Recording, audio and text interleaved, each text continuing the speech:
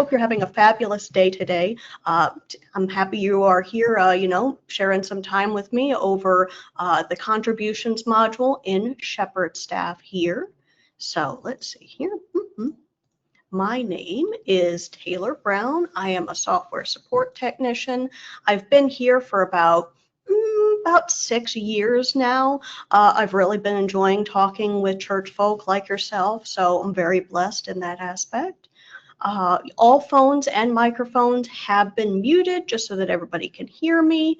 And if you do have any sort of questions, by all means, please go into the webinar question box and just type in your question. If I don't see it immediately, my support staff, my manager here, Rod Kiles, he will be taking care of some of those questions. And then anything that he might not have gotten to by the end of things, we'll just open it up for a question answer session, and we'll just take care of things from there as well. So, okay, so just for a quick little overview of things, our class agenda for today, we're going to be going over the navigation and conventions of the contributions module. So kind of like a nice little introduction, a quick little tour. And then we'll also go into how to add in particular types of records, specifically those funds, those contributors, which do include adding and editing those envelope numbers as needed, and then also going over just the entire process of entering in those offering batches, and just kind of rounding it out with just some of those typical batch type reports that you would generate for each of those offering batches as needed. And then also those contribution statements, that's a very important sort of report for all of your givers to receive as well. So let's just go ahead and and then we also have this a little quiz at the end. No points are added or deducted to you. I don't call your pastor and tell you you failed. Just a quick little quiz, just going over just some of the important aspects at the end, and then we'll just open it up for that question answer session as well. So, all right then. Now let's go ahead and get started. All right, so let's just go ahead and exit the slides here. So I am going into the most updated version of Shepherd Staff. This is the 9.2 version here. Feel free to go ahead and check for updates whenever needed. If you do have your database registered, you do have an active support contract, you can always check for updates, and it will let you know if you are on the most updated release as needed. Going ahead and typing in here my username and my password here. Oh, I need to bring it over here. And then in this main sort of area here in the upper left-hand area, we have all of the different modules. We're going to be focusing on the contributions module here, which is this little purple icon, always a good color. So opening up this window, we do have various different tabs that are available here. Mostly the giving tab, this default area, this is where most of our tasks are going to take place. But we also have various other tabs that have more information or more summary type information, like our summaries and our explore tabs. They have various different views that you can kind of filter as needed. You can also export or print as needed from there as well. We also have some of our more canned reports, like our contribution statements that we'll get into in just a little bit, where they're available underneath other reports. And then we also have our tools and settings, which kind of contain all of our utilities related to the contributions module, like renumbering, as well as some cleanup utilities as well. But focusing just purely on the giving tab here, this is kind of where you would add in those new records. Right off the bat, we do have our area for batches here. And before we can actually start adding in those offering batches, it helps to have a few building blocks already in motion here. So it helps if we have like funds and we have people to give in order to add in those offerings here. And that's kind of what those other sections are available here for as well. So going down here to funds, we'll be visiting batches in just a second. But going down to funds, these are for any of the particular purposes of those offerings that are given by your congregation here. And it can be as specific or as general as you would like. Just feel free to add them in, and then those would be included in things like your fund summaries, as well as what is shown on those giving statements as well. Whenever it is that you are interested in adding in a new fund here, you will go down here where we have these, excuse me, these little action buttons for every single view that you're going to be viewing in here. And primarily, we have the add button here, which, spoiler alert, that's where you're going to be adding in that new record for these funds here. So clicking on here, we have a brand new menu for our fund here. It does fill in whatever the next fund number it is. You can use any sort of numbering system. It doesn't have to be 1001, 1002. It can be just 1, 2, 3, 4, whatever it is that you need. And you can always edit these as needed as well. But I'm going to go ahead and put in for a scholarship fund for this particular fund here. I'm not going to mark it as inactive. I might not be interested in pledges, but I can if I need to. You can enable FASB 116 if you want to, if you have if you use those particular reports. Otherwise, feel free to leave it alone. And then you can also attach a bank account, an offset account from the finance module as well, so that whenever you generate those offering batches, it will know that whatever total is going to this particular fund, it's going to create a deposit in the finance module for that bank account and for that offset account as well. So if I wanted to attribute this and create a deposit in the finance module, I would select whatever bank account is already created in the finance module. I'll go ahead and go with our savings account here.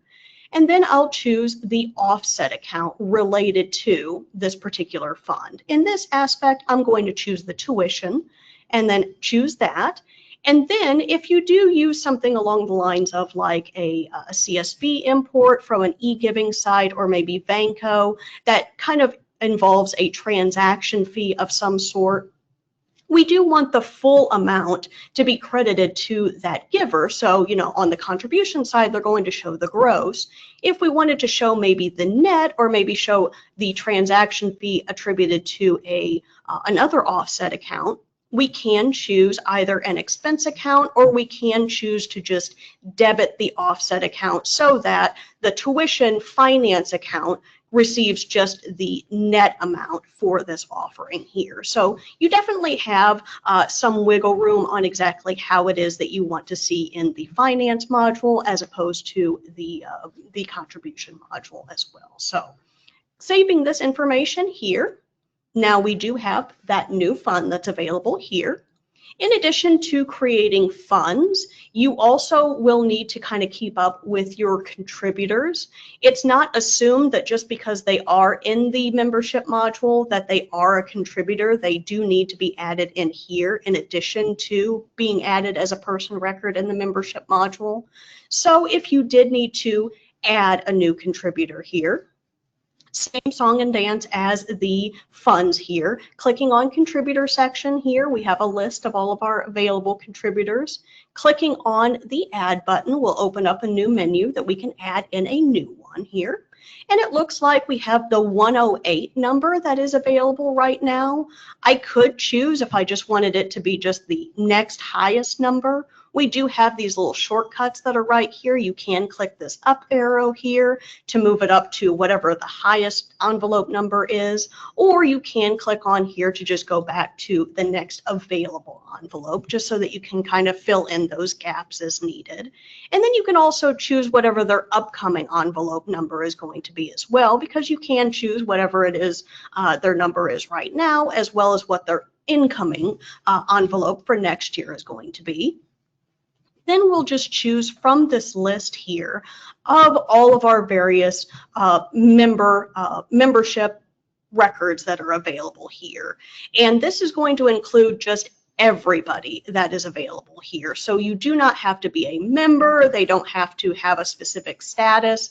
They will be available in this drop-down menu so long as they have been created in the membership module and they don't currently have an envelope number. So if you're not seeing them right here, you could check this box to show possibly people who've been removed for any sort of reason. Maybe removed members want to also still give. You can check this box to increase your list, but otherwise you should be able to just kind of either scroll, or you can type in a particular person's last name to track them down as well. So I want to attribute this to Jack and Betty Wilson here. They are new members, so I'm going to be adding them as contributors as well. So clicking on Jack here. Then I can also add Betty as a joint contributor, just so long as she does share the same household. So the joint contributor doesn't have to be the wife or husband of the giver. It could be someone else in the household, but generally that is how it is. Then I can choose Betty here. If they do give via Vanco or any other sort of giving utility, I can also add in those numbers as well, and you can always update these as needed. I can choose whatever the statement method it is that they'd like their contribution statement. Shepherd Staff does allow for emailing as well as printing, so you could choose to send whatever their preference is, and choose those who send by mail, so you can print it. Those who send by email, you can email them. Or if they do not want either one, you can mark them as do not send.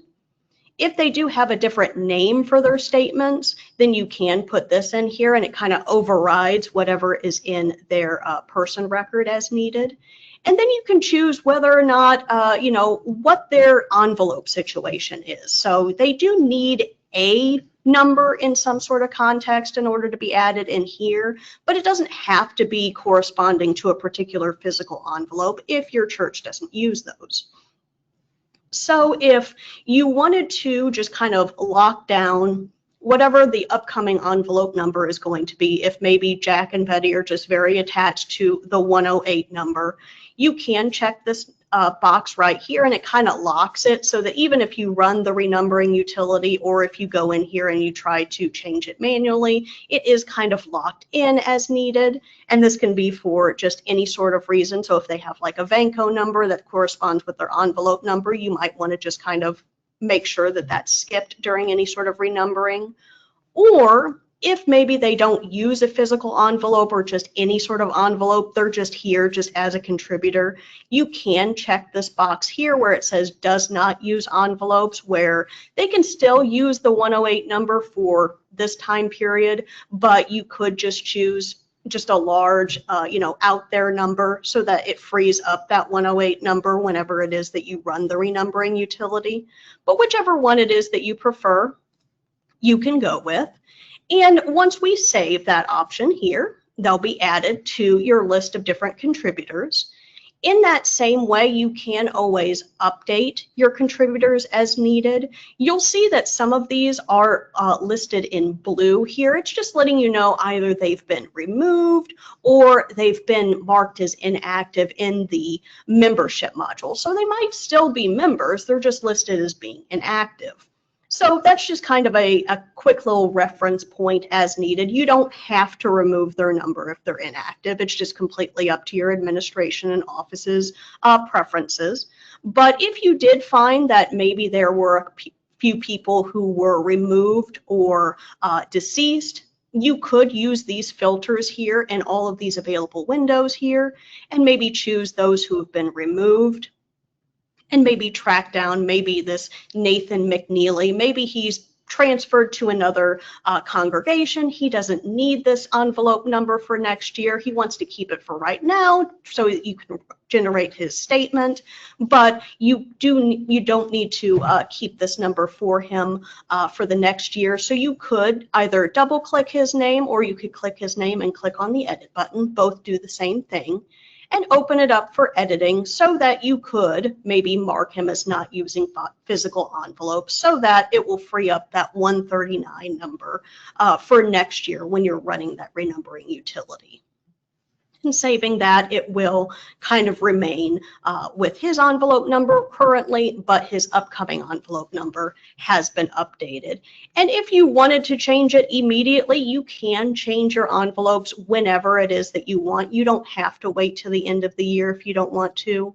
You can instead also just copy and paste and add it into his current envelope as well if you wanted to free it up immediately. Just whichever it is that you prefer, he will still be here. All the historical data will still be attached to his record. It will just free up that envelope number so that you can assign that as needed. Then in addition to this, you will be able to add in pledges. I'll lightly go over this. For pledges here, you can add in pledges for a particular giver and for a particular fund in a particular frequency and date range. Going into pledges here, you can again click on the add button here and choose whatever giver it is that you need, the fund it is that you need, and then once you have selected this, you can choose the beginning and ending date either by typing it in or by selecting it using this calendar option, or we have this little shortcut that will automatically add in whatever the beginning date and ending date was for this particular year as of today. So that might be a quick little shortcut for you. And then you'll add in whatever the frequency amount is going to be, so that whenever it is that you add in, say maybe $10 weekly, it will automatically calculate this total pledge as needed, or you could just put the full amount as well. So whichever it is that you prefer, then you can have that and add in that pledge, and then all of those offerings will be attributed to that as well. Then regarding offerings themselves, you can add them in individually or you can add them into a batch. And it is recommended that you do use batches as much as you would need, because those batches would be able to be created into deposits for the finance module. If you went into this offerings area and just added in a singular record, that would not create a deposit in the finance module. Only batches would be able to do that as well. So going back to the batches area up here, we do have a list of just any sort of unposted batches. So it does look like we have this one from August 31st. It might be in progress, it might have been abandoned, but it has not been posted. So it's just kind of an in progress sort of record. It hasn't been attributed to the contributors. It's not being attributed to your fund summaries. It's just not being included in your reporting at all because it's still kind of in flux. Until it is actually posted, these are going to remain in here. So if you are working in these batches here and you need to exit out of it and move on to a different task, that's fine. You can always come back here and resume these batches as needed, or you can just edit or delete them as needed as well. We also have the ability to show previously posted batches as well. So if you do have this little filter that's available here, you can see all of your posted batches after the 8.8 update, and it will show you all of your available posted batches. So you can see and sort all of your previously created batches if you did need to maybe create a batch report for any sort of reason by just selecting any sort of posted batch and then going over here to the print button. Then you can choose to create a batch report either with names or without names, just depending on your privacy. And then you have that available as well. But once we go back into the unposted batch option here, instead of picking up where I left off, maybe I'm just going to leave that alone for right now and add in a brand new batch for this last past Sunday. Clicking on the add button, I'll be able to choose the date for this particular batch. So each batch is going to be assigned a particular date. So if you have offerings for multiple dates, you will have to create multiple batches. Whenever it is that you have this date option here, you can kind of see quickly that you have just all of these previously posted batches. It lets you know that there was one that was kind of in progress here. Just as a reminder for you, you can ignore it as needed, but you can choose whatever the batch date is or click on the calendar icon here to see exactly what date it is that you prefer. So I'll just go ahead and just click on the 7th here. Then clicking on continue here. Then this is where your actual offering entry process is going to take place. So this is probably what you're going to be doing about every week or every other week, just as you start getting that list of different offerings that you get each service, you're going to be able to enter in these offerings as needed. And you can enter in multiple batches for the same date. It just depends on exactly how you want to separate those as needed. So once you are on this offering entry screen here, you have first the option to enter in the contributor. If for any sort of reason, if maybe you're just a data entry person and you don't want to see contributors' names for any sort of reason, you can check this box down here to hide the contributor name, so then you only see the envelope number. So you definitely have that option, or depending on your permissions, you probably already see this automatically, just completely up to you. Whenever it is that you're entering in by contributor, you can start typing in their particular last name. So if I wanted to add in the Wilsons for their first offering here, I can start typing in Wilson and select them using the mouse here. I can also enter by number instead. So instead of typing in Wilson, I can start typing in a particular envelope number instead and pressing the tab key, because you are able to use the keyboard as well.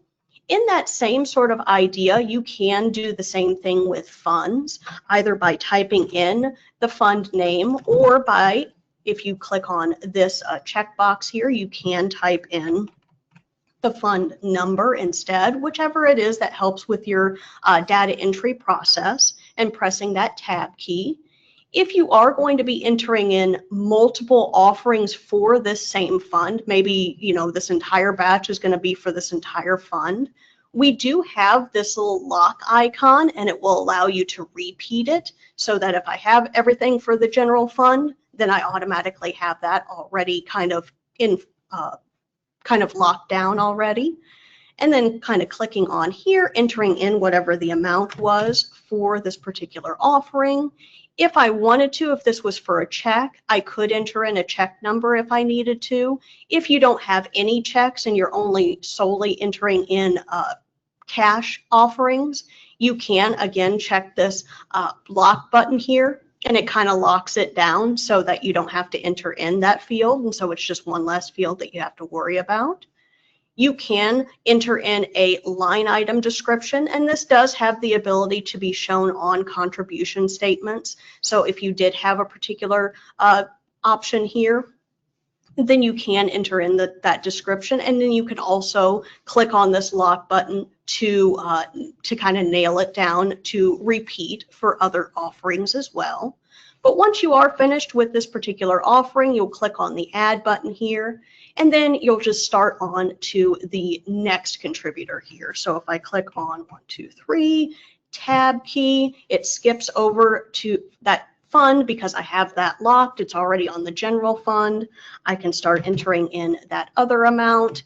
I don't need a description, so I'll go tab over to the add button and click on the enter key, and that would enter that in as needed.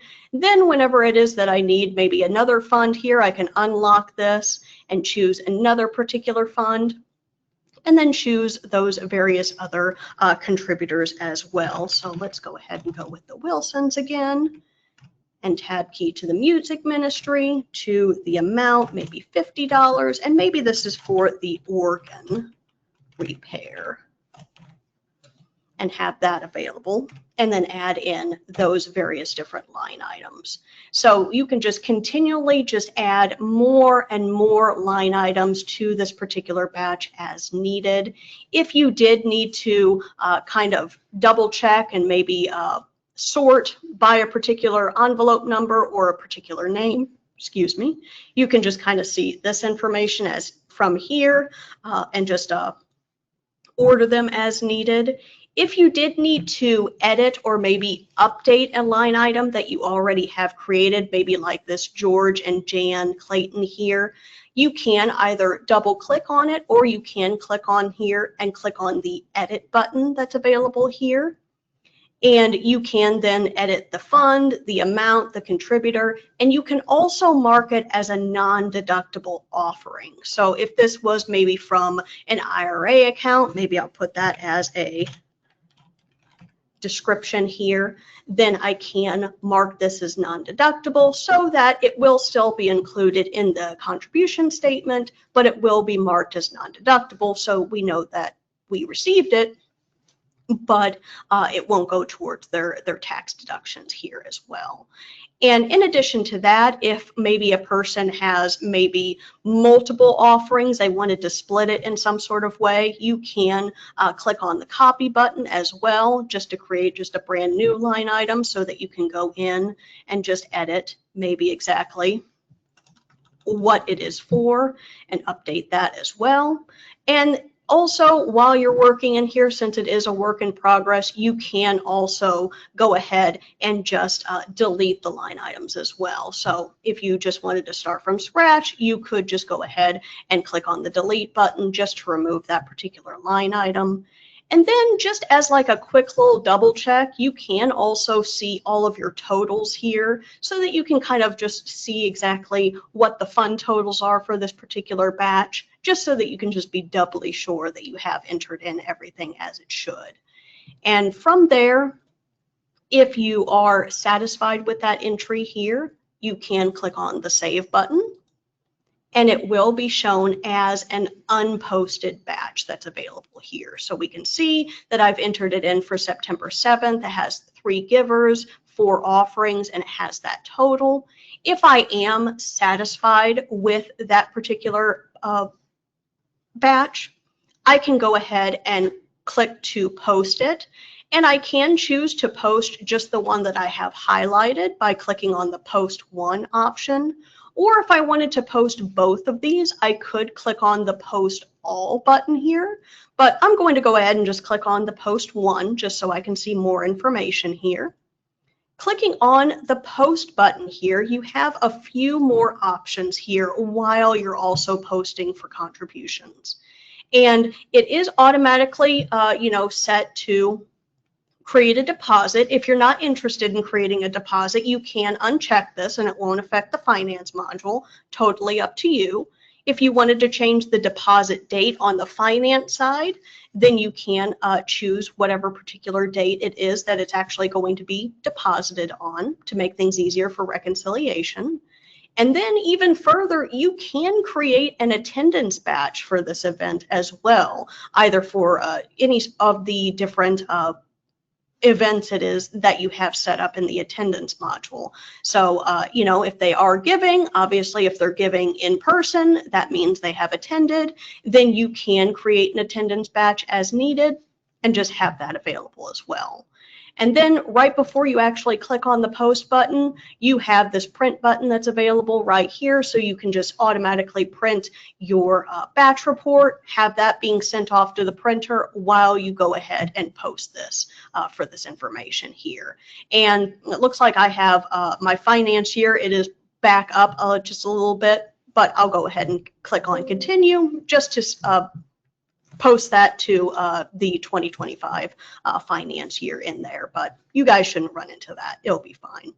And then if maybe for this this August 31st one, maybe I just didn't need it anymore, I'll just go ahead and click on delete it so that it just removes it entirely. And I know that when it is all clear here with those unposted batches, I know that everything has either been posted or it's just no longer in progress from there.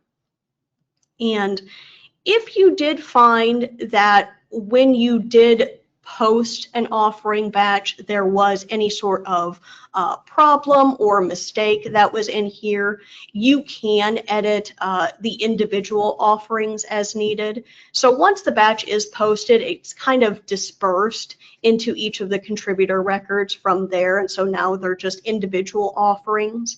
You can go into this offerings view here and just see each individual offering that is available.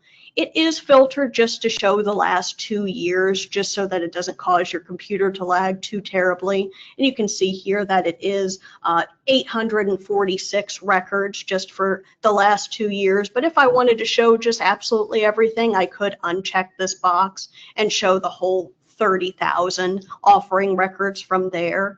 And then I can go even further and choose to search for particular offerings for a particular date if I needed to.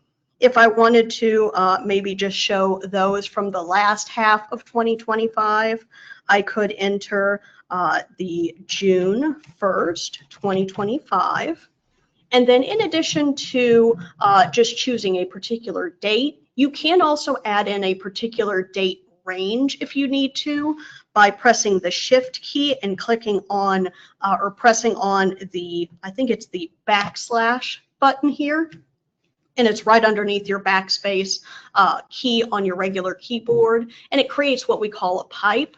And so that can also be used to create a date range so that whenever it is that you put in your beginning date, pipe, and ending date and press the Enter key, it will only show those offerings for that particular date range. So that can definitely be helpful if you're trying to track down a particular sort of offering, or if you just wanted to just sort by a particular date or fund number or amount, whatever it is that might make things a little easier for you to track down. You can just find whatever particular offering it is that you want to edit, and then clicking on the edit button that's right here. You can then either edit the fund, if you can mark it as non-deductible. So even if you didn't mark it as non-deductible in the batch, you can go back here and mark it as non-deductible so that it's shown on the statement as needed, or just anything that you needed to update in here. Save that option in there. So you can just continually just update these offerings up until you generate those statements, and those would be available to you as well. We also have the ability to add in gifts in kind for any sort of non-monetary offerings that are available here. And then we also have the ability to create recurrent offerings. If this is something that they frequently create, you can create a recurrence option so that whenever that time comes for all of those offerings to be generated, you can create that on a particular schedule so that you can just manually generate them into an unposted batch that you can then edit from there. Then in addition to adding in each of these records, these will all affect your various different summaries as well as your Explore totals here. So you'll be able to pull up those reports as needed. But primarily what you're going to be most likely visiting is going to be your contribution statements that are available right here. And looking at your other reports, looking at contribution statements, which is the default report here, you can choose what envelope numbers it is that you want to include. And this does include the anonymous and other givers option. So these are two other options in addition to your contributors. Let me go back here. So whenever it is, that's the wrong one. When you go and create a batch and you need to attribute something that's not to a particular contributor, maybe it's for loose offerings, or maybe it's just cash that you just don't know who to attribute it to, you can add this in as anonymous, so that whenever you add in that amount, it will still be included in your deposit, in your fund summaries, but it won't be attached to a person's contribution record. In that same way, we also have what is called the other giver option. And these are kind of for those one-time givers, like maybe the Christmas and Easter crowd. Maybe someone comes in and just makes one big donation per year. You can add them in just as an other giver, as opposed to going into membership, adding in their person record, adding in a envelope number. You can go in here and choose the other giver option, so that whenever it is that you go into the next field for fund, it will ask what this person's contact information is going to be. So then you can put in their last name, their first name, their address, any sort of information it is that you know, so that it can still be attributed to them for this one time, but you don't actually have to create a contributor record and envelope number for them. And if they do end up becoming a member and a contributor, you will need to move that over manually as needed. But once you have added in those two particular givers, going back to the contribution statement, if you did want to generate statements just for those other givers, that is available. You can generate one just for all of your loose offerings if you just wanted a list of just whatever was loose. If you wanted to further filter, depending on whether or not they're active or listed as inactive members, or if they're just current members, you can choose those as well. And we also have the ability to filter by subgroup, by list, or if you're just generating a statement just for one person, you can choose that particular option as well and choose them from a list. But I'm going to go ahead and just choose for all envelopes right now. In addition to all envelopes, I could also choose a envelope range. So if you had a particular numbering system where 1 to 100, those are all mail contributions, and then for 200 to 400, maybe those are email contributions, then you can kind of choose exactly which ones it is that you want. Then you'll be able to choose a date range for those offerings. So if you wanted to choose just those that are in progress here for 2025, we can choose those. You can also choose to just show just the basic end of the year as well. So we can just choose all of 2025 as needed. Then for, if you did want to show like pledge information, you can choose exactly what that's going to be described as. If you want to describe it as a pledge, you can. If you wanted to have a custom term for your pledge, you could do that as well. And if they are ahead or behind on their pledge, you can choose to show them as being ahead or behind, or just choose not to show that at all. Then we'll choose exactly what funds it is that we want to generate the statement for, where we do have this checkbox over here to select just all of them and just include everybody. And then we can even go further and show a giving filter. So I have all of my envelopes selected here, but there's a good chance that there's at least a few that haven't given in this date range. So if I did want to show just those who have given in this date range, I can filter that to those who gave. Or if I wanted maybe a progress report on just kind of seeing those who haven't given and maybe reach out to them, I could choose to generate that report.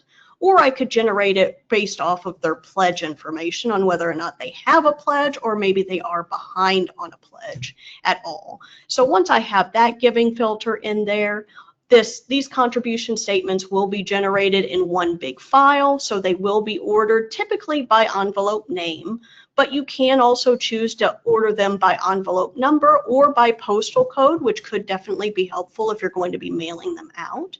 So you can order them as needed from there. And then you can add in a message, typically an IRS message, for your statement here. Now, typically it's just the, no goods or donations were given, but you can also add in multiple messages as well. So whenever it is that you're ready to add in a new message, you would go over here to click on add a new message here.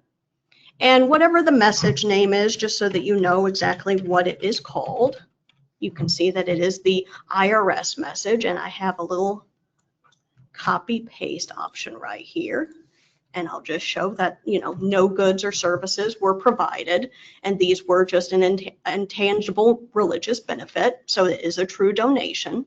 Once we add in that message up to 3,000 characters, I'll click on Save. And then from there, I do have multiple messages that are available. So if I wanted to just leave the message off entirely, I could choose that. If I did notice that maybe I had an extra one in here, I could choose to just delete it entirely. So then I can just remove that message. Or if I wanted to edit an existing message, I can select it here and click on this pencil icon so that I can just update it as needed from there. Then we have just additional information that can be shown on these statements, whether you want to give like attendance summaries or pledge summaries or quarterly summaries, or if you wanted to include those memos or special descriptions, you can check those options here, and you'll always be able to click on the print button and kind of review and see if that's everything that you wanted to show. And you also have some additional options over here where if they did have an alternate address, or maybe, if they needed the Canadian format, or if they had a signature image, you can choose those various options as well. If you do find that you're generating for a particular person and you think they're being left off, I do recommend kind of checking to see if they are marked to receive their statement by email, because if you do have this checked in here, when you click on print, they won't be included because it's marked to only include for email. If they are clicked to be, to accept email contributions, you do have this email button right down here. If you want to send it to your printer after reviewing it, you can click on the print button here and just kind of view it from this document window here.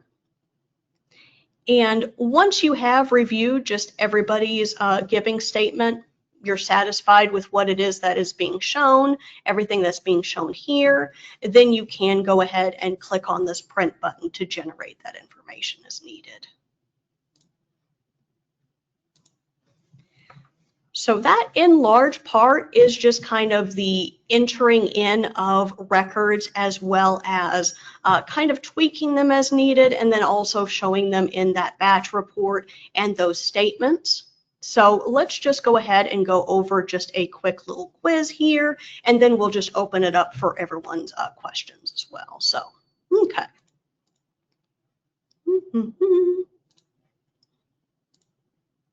All right then. So I'm going to be dispersing just a tiny little poll here. And my first question is, they're all going to be true or false, is do batches previously posted, can they be reprinted? Ooh, a whole bunch of people are voting. Good.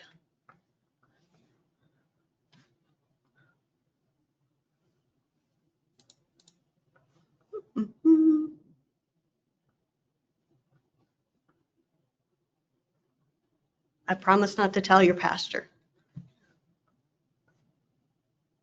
Okay, looks like we've slowed down a little bit. So I'll go ahead and end it. So that answer is true. These batches posted after the 8.8 update, after the rewrite of the contributions module, they can be reprinted. Those that were older, those wouldn't be. So it's kind of a, depends on what batch it is that you're looking to print. But from here on out, yes, you would be able to always track down those batches. You would be able to print those out as needed. Then we have another true and false option here, and that is it true or false that funds can be attached to accounts that were created in the finance module so that you could create a deposit?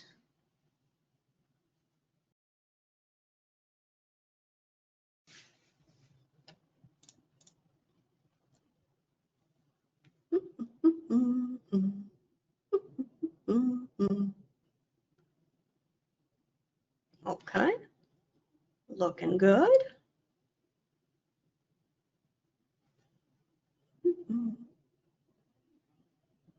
Okay, I'm going to close it right now, and that answer is true. So you can attach both a bank account and an offset account from the finance module to a particular fund so that those totals are automatically attributed to those accounts in that deposit. And then even further, you can, if there is a transaction fee, you can choose to add that to an expense account or just choose to debit the offset account, the income account, sorry. Then we have this question. Is it true or is it false that only deductible offerings can be entered into contributions? I can tell people were paying attention.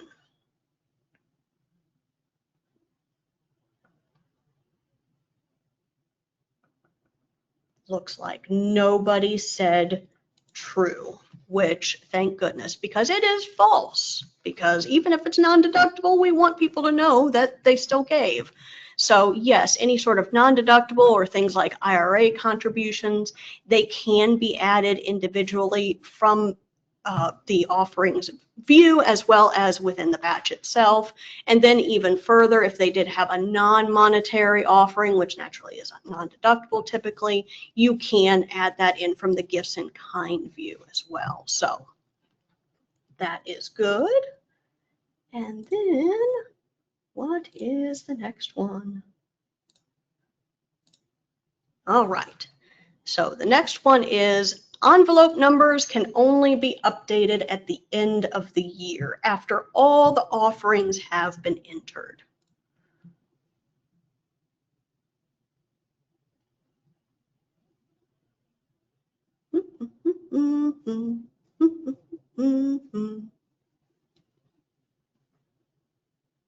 Okay then. So that answer helps if I go to the next slide. Is false. So, while it might make things easier for data entry folk, just making sure that you're connecting to the right envelope number, you do not have to wait to the end of the year. So, definitely just update people just as you need. If you have new people coming in who want to give, by all means, you can add them in as contributors just whenever. You can edit, remove people to free up their numbers as needed. It's just so long as there's, clear communication between the data entry folks and the office for renumbering envelopes, then there's absolutely no problem with updating those numbers whenever. And last but not least, is it true that only current members can be assigned an envelope number? Ooh, you guys jumped on that real quick. I like it.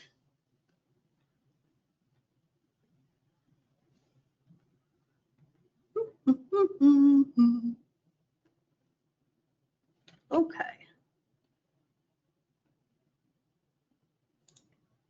And that answer is false. So in Shepherd staff, current members are just basically any sort of member that's not inactive, but it does not affect the contribution module at all, other than, having that slightly bluish color in there. But regardless of their membership status, they can have a person in the membership module and then assigned an envelope number, or also using that other giver sort of option for those one-time givers, even if they're not a member of your church. They can still have their offerings attributed and then also receive that contribution statement. So now I'm going to open it up for questions. I'm going to take a look and see if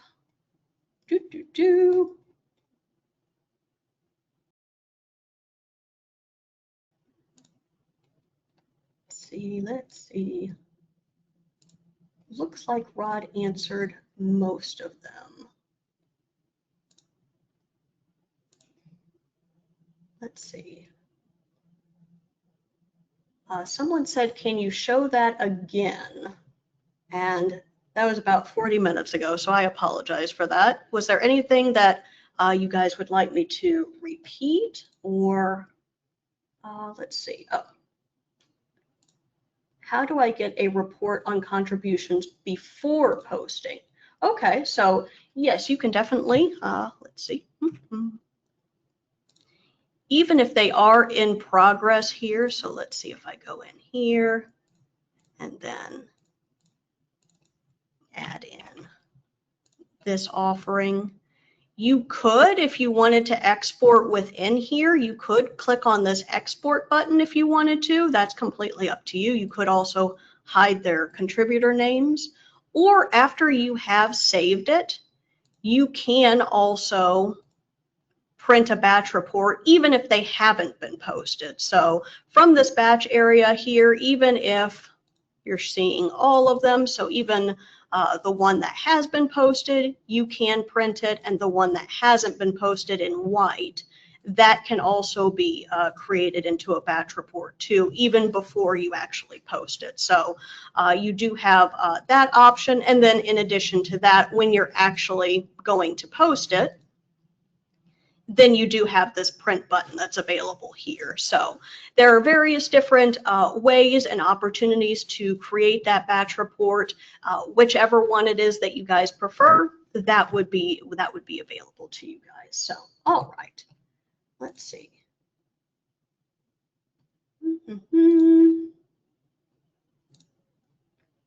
Let's see. Okay, so I think that is in large part everything. Will written procedures be available to print in these sessions? We do have a help center that does have articles on all of these different processes. If you are kind of navigating in the window itself, you should be able to see like these little question mark icons here. Clicking on here will take you to a respective article in our help center, and then you can kind of explore that way. We also have grouped some of those different sections into like a PDF format in Shepherd Staff right now that you can download if you wanted to view it offline. So that's available as well. And then let's see. Differences in posting reports. I'm not sure. I mean, we could choose to show a batch report with names or without names. There are various different options for various different batches. I'm not quite sure, but you know, both of those are options. And another has do IRA contributions are always recorded as non-deductible? I think for the most part, I'm not an accountant or a tax expert.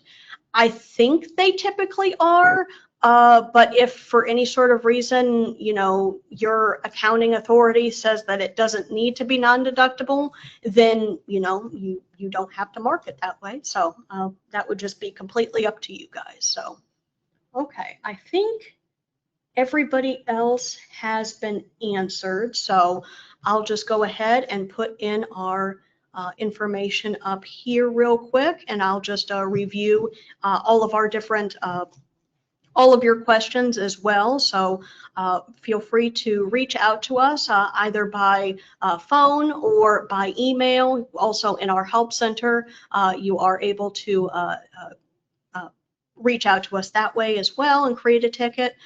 Just whichever it is that you want, we are definitely more than happy to serve you and help you in your Shepherd Staff journey. So I hope you have a lovely rest of your day and many blessings.